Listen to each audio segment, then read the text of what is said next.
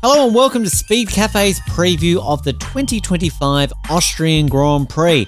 So we return to the heart of Europe and the stunning Styrian Mountains for the latest round of the Formula One World Championship.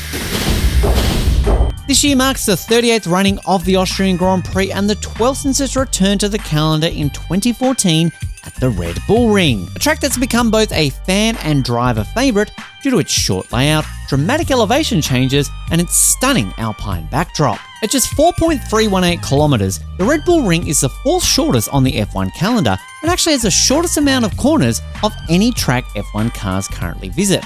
But don't let that short size fool you. With just 10 corners, many of them high speed, and 3 DRS zones, it's a place that consistently sees wheel-to-wheel racing and lots of overtakes. The steep climb up into Turn 3 is a popular overtaking spot, with the fast-flowing final sector often rewarding drivers brave enough to push track limits. Now, speaking of track limits, this is a circuit renowned for punishing those who break them consistently, with many races over the last few years often being decided well after the checkered flag after post-race penalties.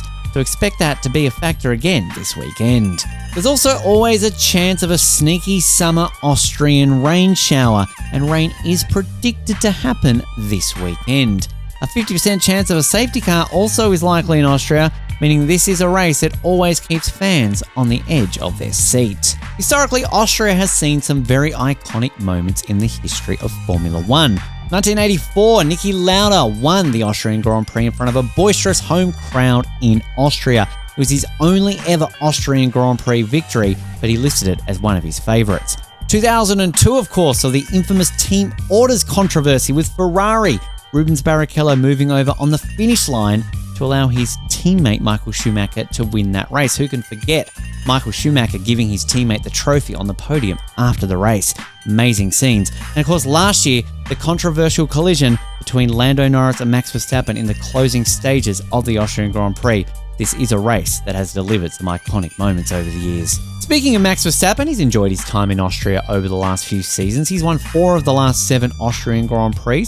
Red Bull love the circuit that is named after them in Austria. Although George Russell loved this circuit last year, he was a big beneficiary due to that crash between Verstappen and Norris in the closing stages of that race. He won the Austrian Grand Prix in 2024.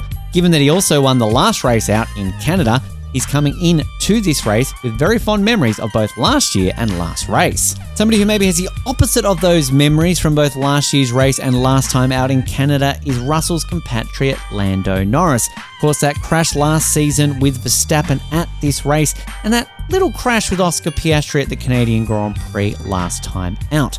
Now, that led to Norris's first retirement of the 2025 season, meaning he's dropped to 22 points behind Piastri in the Drivers' Championship. He'll be hoping to bounce back this weekend in Austria, a place that has a bit of a happy hunting ground for him in the past. This, of course, was the scene of his first ever F1 podium back in 2020. Of course, for Piastri, he'll be hoping to increase his 22-point lead in the Drivers' Championship weekend in Austria, a country that has been pretty good to Australian drivers in the past. Alan Jones won here twice in 1977, his first ever F1 victory, as well as 1979, while both Sir Jack Brabham and Paul Hawkins won non-championship races in Austria in 1963 and 1967, respectively. And while Piastri and Norris will be hoping for breakthrough wins for themselves this weekend, it would be a breakthrough win for McLaren as a whole. The team actually hasn't won in Austria since 2001, when David Coulthard won that Grand Prix. They'll be aiming to break a pretty significant drought for them this weekend in Austria.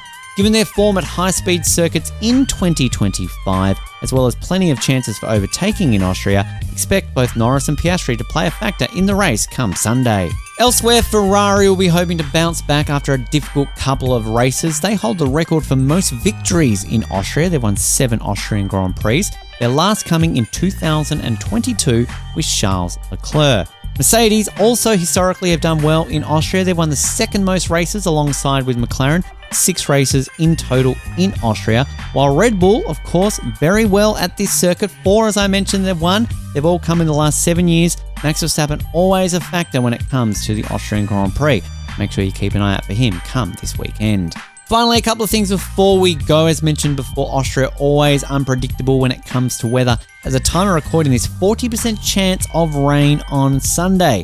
meaning we could have some unpredictable racing come the race. Pole position also isn't always a guaranteed route to victory in Austria. Less than 50% of race winners at the Austrian Grand Prix have started on pole position.